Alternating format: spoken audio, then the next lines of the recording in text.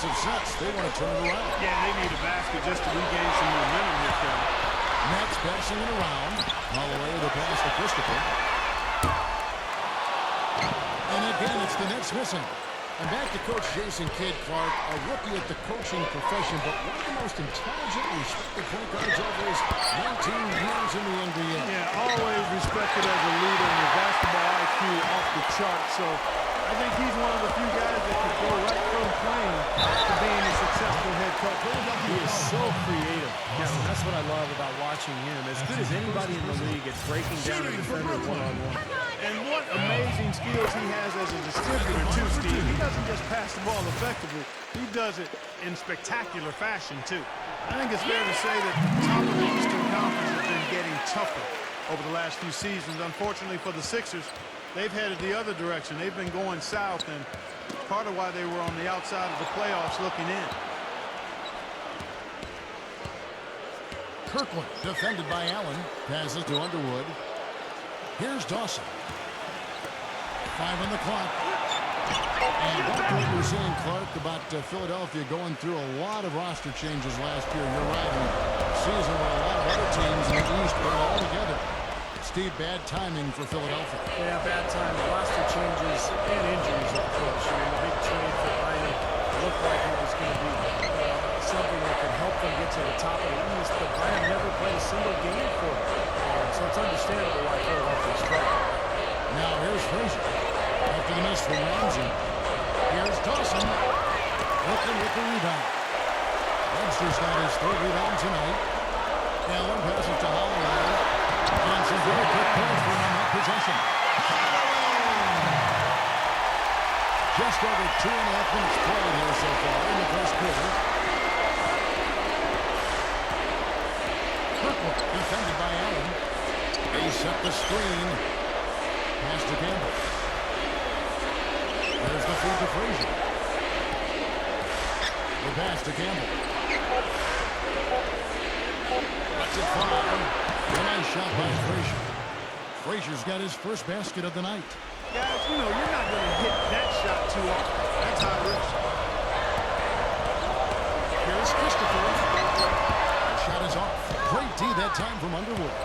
Just cannot find the rhythm. Still yet to hit a shot this quarter. And 2 shots coming up at the line as he gets fouled on the shot. You know, it's been a while since the Nets have been one of the fierce teams in the East. They had their best season since their days when they would make trips to the finals in the early 2000s. Really an excellent turnaround effort from the entire organization. And for the Nets, who were one of the big turnaround stories from last season, they did it by beating the team, Steve, they were supposed to in the rest of the Eastern Conference. Great record against the East. Yeah, 36-16 against their Eastern foes, so pretty solid in that regard. You know, they decided early on that the key was they had to get home court advantage in the first round.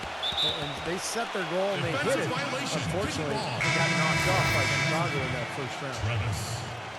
And the 76ers making a change here. And here in the first quarter, with a little over 3.5 minutes played.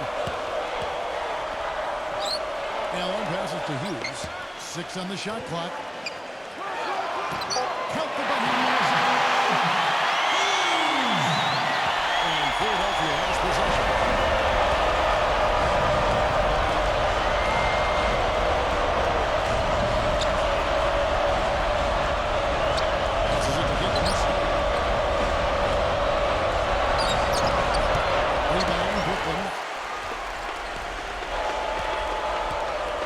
Up with Doris from the sideline. I had a chance to talk with the head coach for Brooklyn. He knows they're up against a team that plays best when they're getting to the rim. He told me that their #1 concern is going to be sliding over to help on any drives and closing up any lanes to the hoop as quickly as possible. Good rotation is key, guys. Great. Thanks for the report, Doris. And the 76ers making a change here. 1:37 left here in the opening quarter. Pass to Kirkland.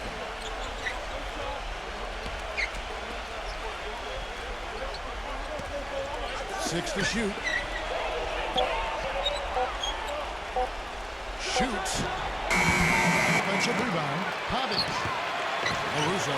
Persistence wears off as they finally hit a shot. Take a look at the rebound totals, guys. That's +5 now on the glass. And, Steve, I don't think there's any question which team came out with more energy and enthusiasm. And the first timeout called of the game for Brooklyn. Boy, there were a bunch of problems for Philadelphia last season, and a lot of them stem from the inability to score.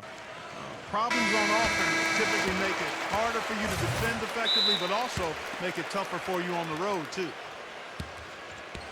And, Clark, to the point you made about the 76ers, scoring was hard enough for them at home.